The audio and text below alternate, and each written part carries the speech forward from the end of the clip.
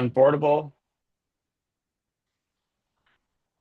Any concern with the minutes?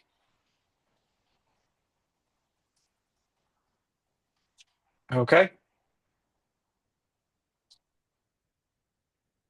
Attendance is next. Sure. Dr. Black. Yep. Dr. Bushnell is working. Dr. Hoyt. I'm here. Dr. Page is recovering from his accident. Dr. Conda. Dr. Rubin. Dan Brodell. Heidi. Bob Clark. Benny Pearl.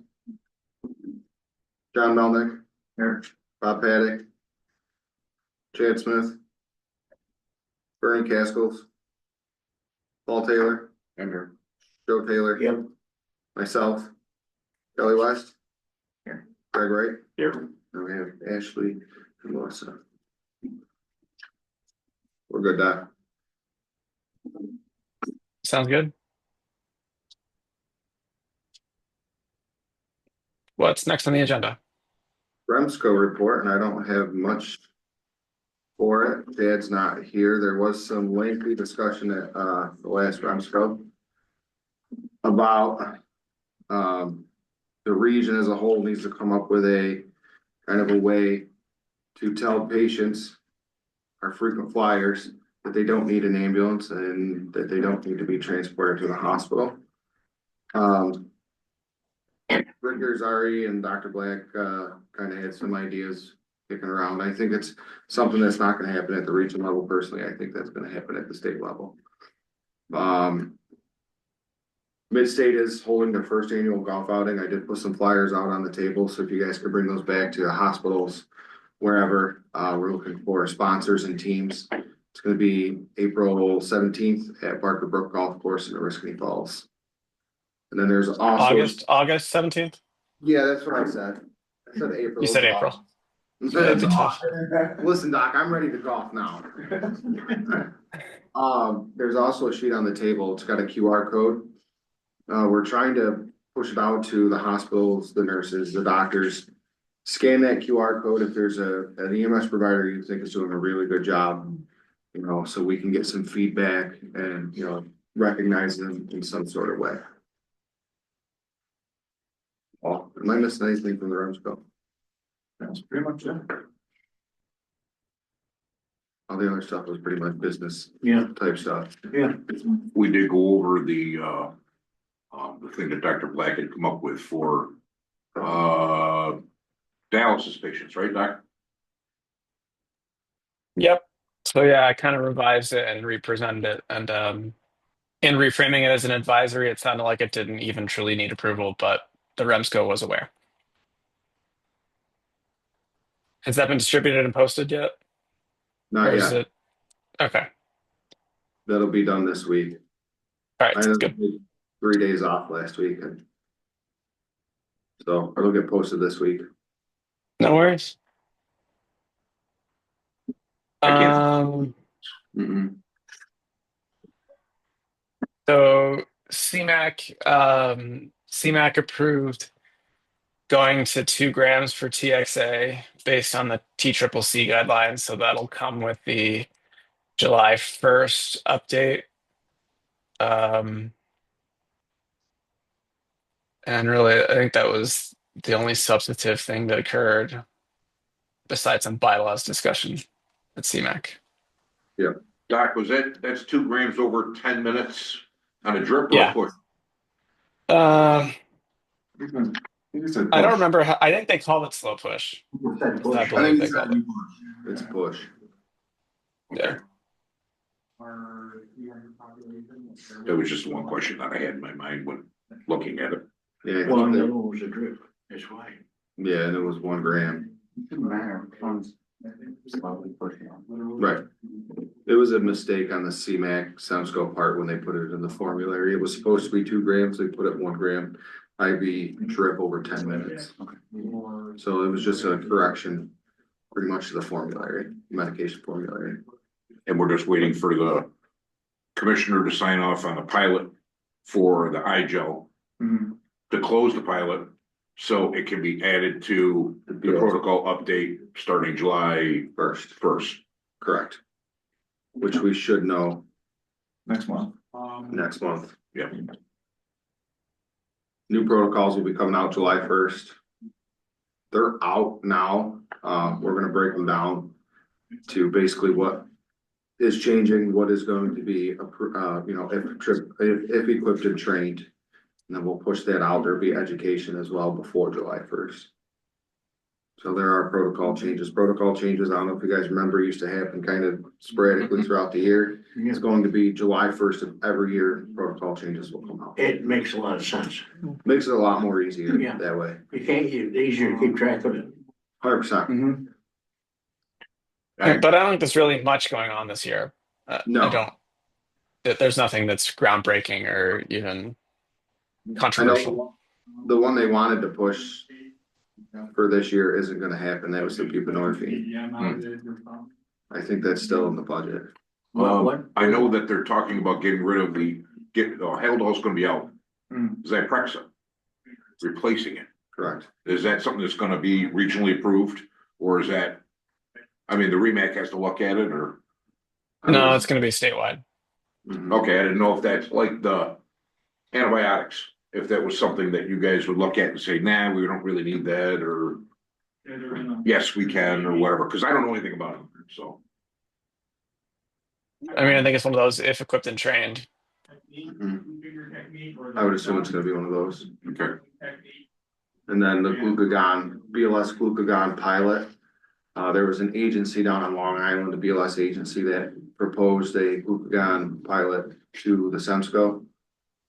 It's sitting at the commissioner right now for approval. I see it As a pilot, as a pilot. Yeah. I see it being approved. So, well, they have to go through the whole pilot first for a year, right? yep, a year, 2 years, they'll go through. Whatever they decide. Do case studies, see if it's actually worth putting it into the BLS protocol. And they gotta be able to, measure blood levels. Yep. Which means they gotta go through the lab. Yep. Get approval for that. Yep, that's all in the pilot. Is it? Yep. Wadsworth, there was Wadsworth. Wadsworth, yeah. That should be it for CMAC. Next CMAC meeting is May 7th. And I think we're in Saratoga Springs. Clinical coordinator report. We'll start with enforcements. I don't have a lot. Ryan Morgan, EMT number 438642. Violations of part 800.3 AL, 800.3 AM, 800.15 A1, 800.15 A2, 800.16 A1, 800.16 A2, 800.16 A3. Very busy. Suspended for 1 year effective 2/21/25. Suspension is state pending no further violations of Public Health Law 30 or Part 800 for 3 years. Assess civil penalty of $1,000. Ronald Jocko Jr., EMT number 328110. Violations of Part 800.3 AL, 800.3 AM, and 800.15 A1. Suspended for 1 year effective 2/27/25 and until such time as the respondent completes a paramedic full refresher without challenge and passes the New York State Advanced Emergency Medical Recertification Test. With an assessed civil penalty of $2,000. Fiorenza Pirelli, EMT number 410111. Violations of Part 800.3 AP. Surrendered effective March 6th, 2025. So if anyone has any questions about like the 800.3 or 800.15, if you type in New York State Public Health Law Part 800.3 or .15, it'll explain exactly what all those violations are. There's, I don't even know how many, a ton of them. I try to memorize 800.3 AP is that one I looked up because most of them are either surrendered or revoked with those. That's normally some sort of an assault towards a patient, whether it's physical, verbal, sexual assault towards a patient. Fall forum is scheduled, going well. We did pull Dan Batesy, from the Vermont State Department of Health as our keynote speaker. So Dan's gonna be coming down, he's gonna be the opening lecture, and he's also gonna be doing an opioid lecture for us. So we can use our opioid grant money from the state to pay it. We have Bob McKenzie coming down to do Amish training. Dr. Black's gonna be doing a EKG lecture. And then we're gonna be doing the medical director panel for, our providers to ask the medical directors questions. So right now it's Dr. Black, Dr. Rubin. We asked Dr. Page, but under the circumstances right now, I don't think Page is really up for that, so we're still looking for our third medical director. Dr. Boyd, if you'd be interested. Do it. If you wanted to get up in front of a crowd and have them throwing questions at you. When? It's not till September, we got time. What day is it in September? September, let me look. 17th? I look at my schedule. The 19th, 19th. That was quite a step. September 19th, Friday? sir. So we're gonna be Where is it located? Harts Hill Inn. Huh? Harts Hill Inn, Hartsville and Whitesboro. Like a day thing, an evening thing? day. We'll start probably around 9 and get about 3:30, 4 o'clock, so. Really don't know my schedule that far. Send me a message. Okay, Now you know the data we crossed. It's a Friday, I'm probably working. we're gonna be sending out some stuff to the hospitals, trying to look for people to come down, set up tables, the time for the 2-stroke. We'd like to get cardiology and trauma in there, maybe look for some sort of donations from the hospitals as well. As far as hospital wait times, the win has been pretty decent for the last couple of weeks, except there was one snafu where a crew put in that they waited 1,455 minutes to transfer care. Which they transfer care apparently in the future. That was fixed. It was only a wait time of about 23 minutes.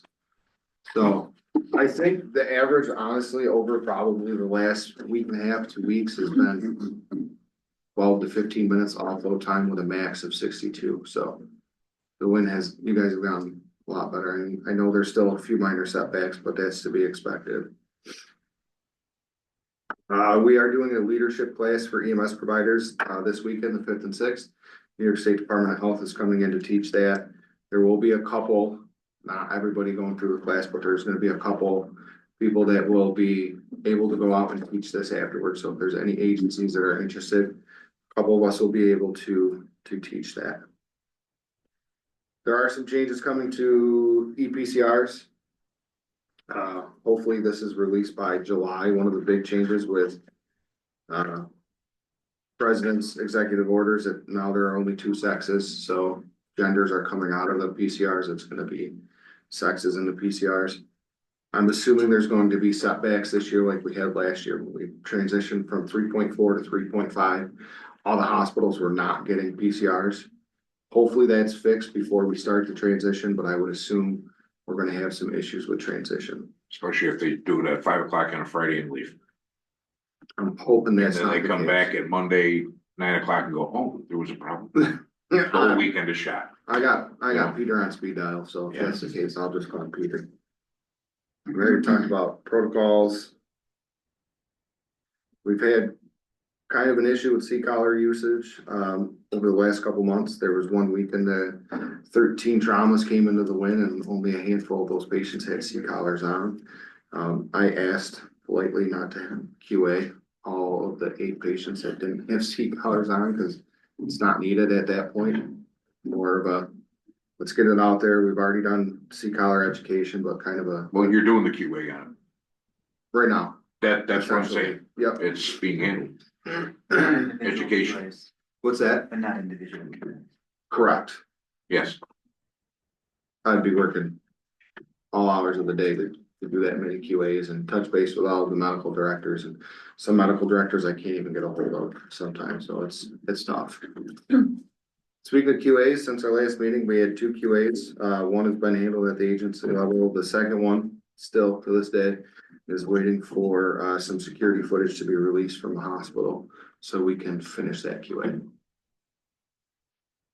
Multiple phone calls, multiple emails, still waiting for I've seen the footage myself firsthand, and they will not release it to me as of yet.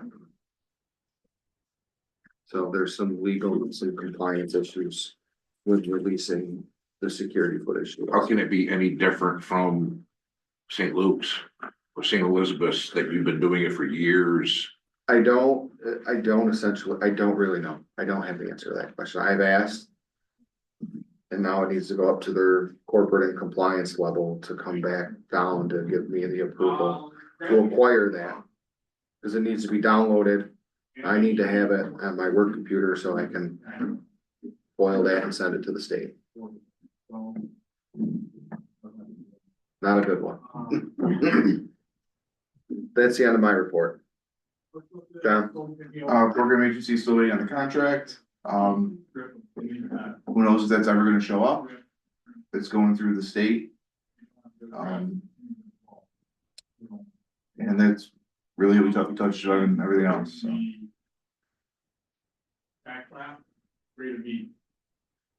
Old business? I think the only old business we already talked about was the dialysis. Dialysis. Yeah. Okay. I'll have that written up. And send I'll send it to you for just a proofread. Yeah, because I sent you the updated verbiage, right? Do you have that? I believe so. It should be in my emails. Yeah. I'll take a look. If not, I'll let you know. If you can't find it, I'll send it again. Yeah, let me know. I get something under old business. Okay. Doc, I sent you a letter yesterday regarding CQI, a process, a program, the rationale, and the whole 9 yards. I didn't know we were gonna have a meeting tonight. I wouldn't have sent it out yesterday, but, just expect it to come and you can take a look at it, peruse it, spindle it, mutilate it, whatever the hell you wanna do. But I know, Okay.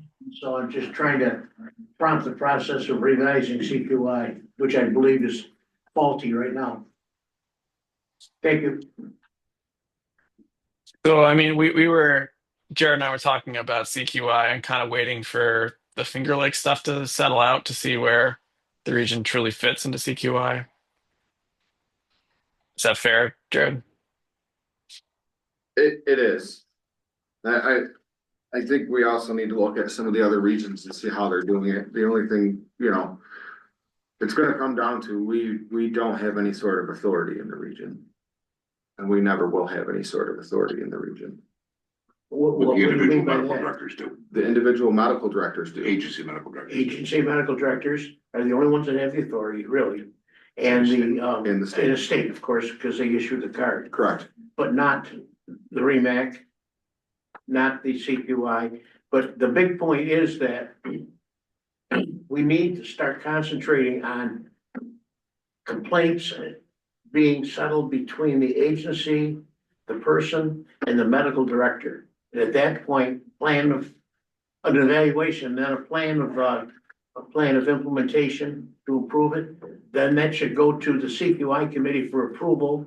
If there's a disagreement between the CQI committee, thinks that the plan of remediation is inappropriate, then needs to go to the REMAC, probably the chair of the REMAC.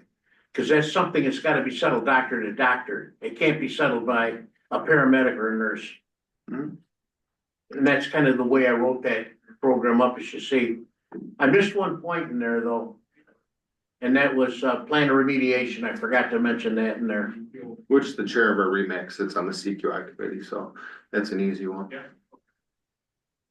Yeah, I had some conversation with Dr. Daly at CMAC, kind of about what they're doing in the capital region.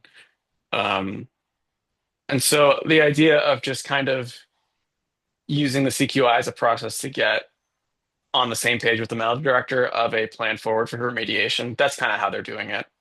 And so I think that's probably fair for our general function, is to be more focused on what is the recommended remediation, and then kind of letting that go back to the hands of the agency medical director.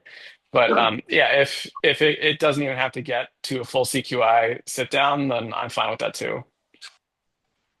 Just I as long think, as everyone looks at it. and I think one of the keys would be everything being handled by the people who can affect the change, which would be the agency medical directors and you as the REMAC chair talking with the doctor. But very limited. We should be handling our own stuff, not the state. That's all. You know, I don't disagree. very As long egregious as it's stuff, not correct, right? Yeah, you know, it's got to be state investigatable. I think any re-education that needs to come out needs to come from the region itself, From the what? from the region itself. re-education, you know, the agency medical director and the, No, any re-education needs to come from the region. We have an LMS system that we can track it. So if I say John Doe paramedic needs to do remediation on cardiology, I can, from the recommendation of the agency medical director and or the REMAC chair nope, for right, so. Re-education. Dr. Black says they need re-education on cardiology. Right. Then I will go into our LMS and assign them cardiology lecture. That way I can track it and know that education's getting done. Cause every time, you know, it's, if I send something out, it's, you know, re-education on this and get back to me within 2 weeks. And it's always, yep, it's done. How do I know re-education was actually done? No, I understand it. That's our Yeah. concern. So the We just region, have to loop in the Well, it agency depends medical what the director. remediation is. It may not be just re-education. if there's education involved, that has to come from the region. In my personal opinion. That's new to me though. Like I've had several issues where I've just talked to. But if there's any education, re-education that we think needs to go with that provider, should come from us. Like they couldn't recognize VTAC or VFib or something Correct. and the agency medical director, because it's gotta be the agency medical director involved in it too. They're the ones that own the person. Right, I've sat down with lots of. So it would be the agency medical director and the REMAC and the chair and clinical looking at it saying, okay, re-education is needed for cardiology. You agree, you agree, you agree. It sends out through the region to be Correct. tracked. Yeah, no, I agree with that. Oh, see, I haven't done that. I mostly sat down. Well, individualized, yeah, I mean, that's great. a lot of them lately, there hasn't been any re-education that was really. Unfortunately, I'm sure that you are a hell of a lot more active with your agencies than some medical directors are. You know, I mean, unfortunately, it's, thank God you aren't, but Correct, there are some that aren't. correct. I mean, I have some QAs from when I started. Oh, no, I get it. Never got answered. I get it. It's just, I really like the idea of the region solving the problem and the local doc solving the problem. sure, This doc, that type of thing, not state DOH. unless there's harm to a patient.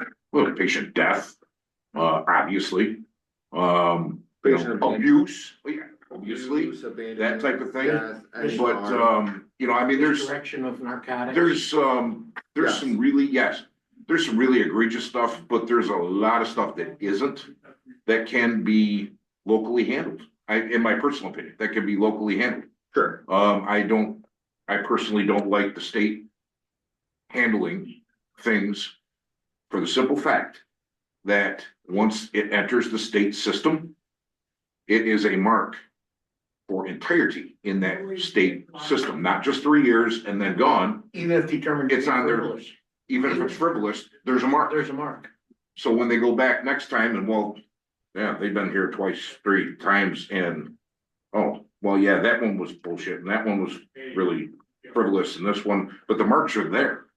Where that could be solved locally here, except for, like you said, narcotics diversion, obviously, death, obviously. You know, the big stuff, So You know? abuse, that type of you thing. know, legal stuff, yeah. Yeah. and I mean, you also have to look at the ones when we're getting the same complaint about the same provider multiple times. If it's not getting handled at the agency. And I can agree with then it has that. to go somewhere else to be. I can agree Which with is that. written right in our CQI manual that was written. Before Melissa was here. Yeah. Yeah. Yeah, if you're not getting anywhere, you got a non-responsive medical director. Correct. So speaking of which, though, that's probably going to be something we make movement on as CMAC in the next maybe 2 meetings. I'm not sure we'll tackle it in May completely.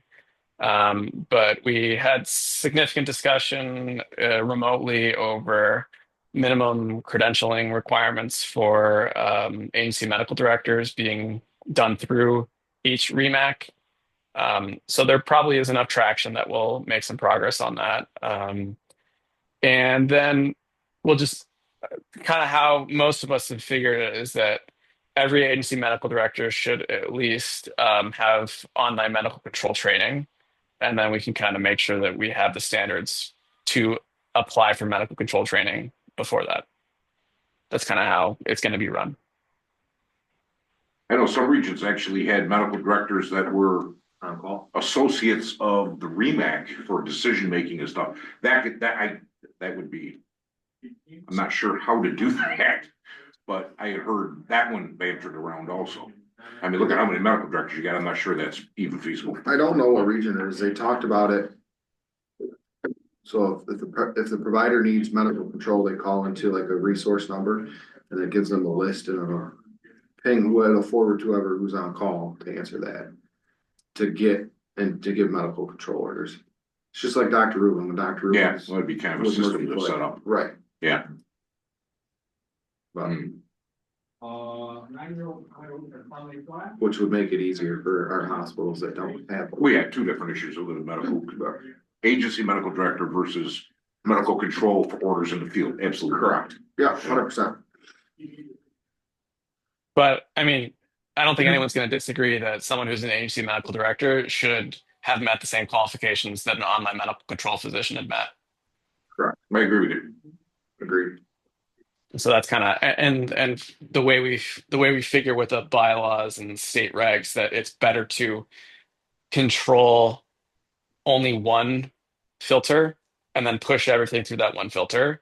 And then the REMACs already are the ones setting the standard for online medical control.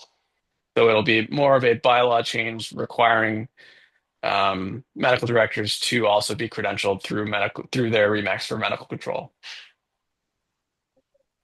which doesn't currently exist, nonsensically.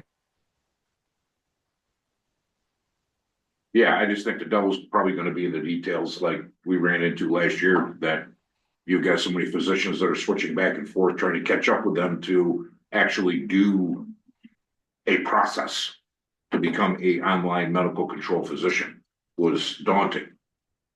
I like the process that the WIN has.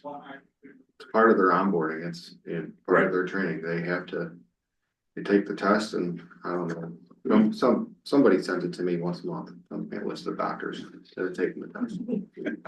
It's already part of their onboarding. Hmm. I like that process. Was that the doctor's group or was that specifically? I think a lot of them MBHS. are team health. It was not that initiated. It was not, it was hospital based. So it's hospital based, I think it's con. Dr. Khan. Yeah, I think he must have added it just to his medical staff office packet, the credential packet, essentially. It's the same, right now it's the same test. And he has the whole free until July 1st, I'll change it. I think it's just easy that way. They got part of yours. Any other old business? New business?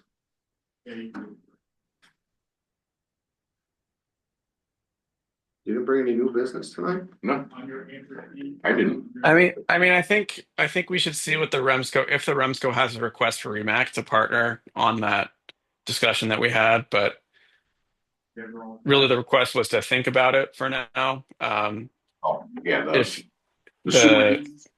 yeah, if there is a request for advice, I mean, I'd be happy to pull something together and present it, but I don't want to like go too far if it's not warranted. Correct. I think that's gonna be a. Yeah, it's fraught with legal issues. That's the problem. Yeah.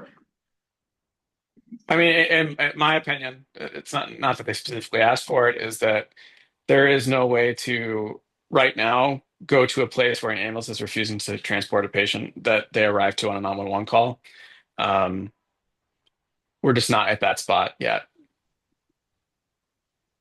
We need to be in the future, but you're right, we're not there. Correct. Yeah, and I think if the discussion that I'd be happy to lead would be to attack utilization at a grassroots level with multidisciplinary partnership, that'd be the discussion I'd be willing to lead. Yeah, the only other way I see out of it is a doc in the box making the call instead of a nurse navigator. And then there's medical direction, but boy, that's crazy. Correct.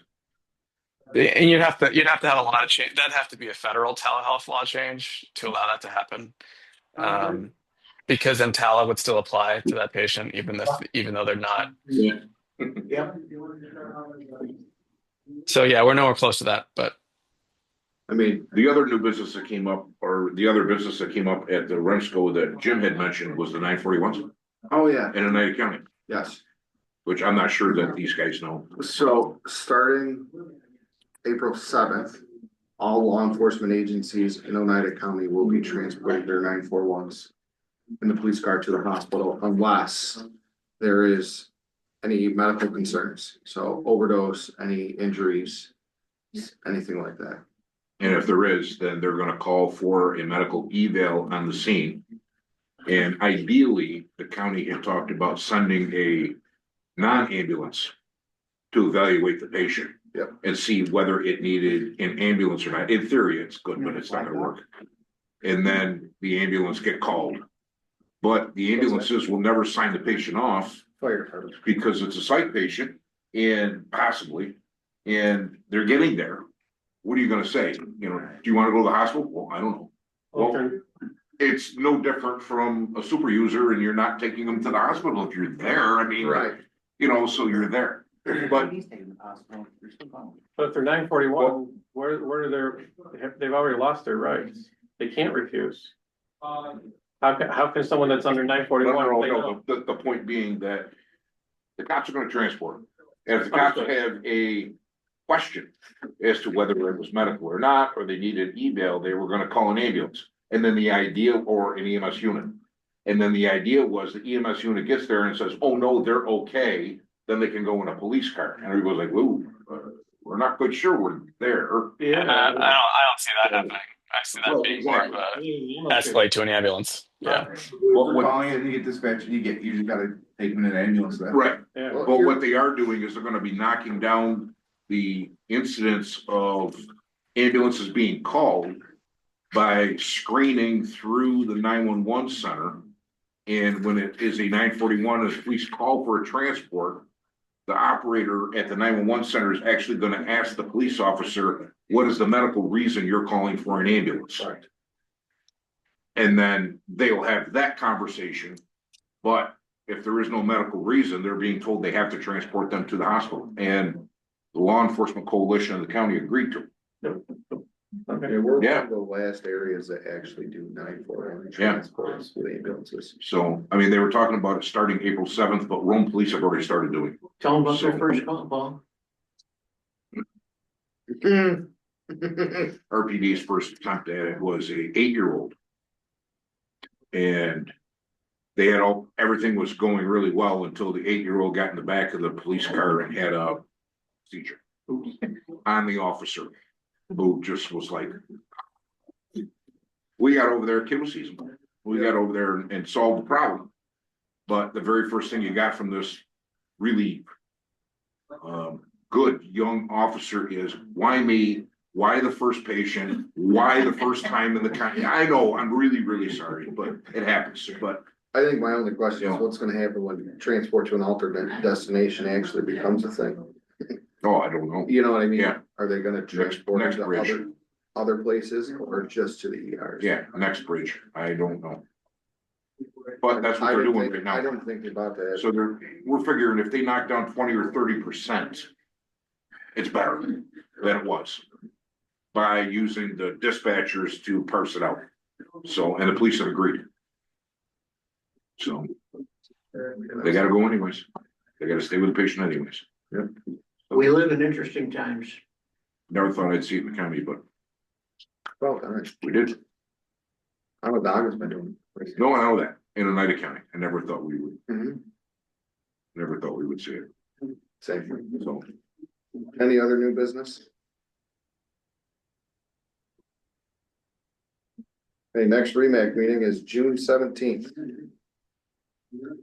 Take a motion to adjourn. Okay, Made it. All right. Thanks, everybody. thanks, Doc. Good letter. Appreciate it. Thanks.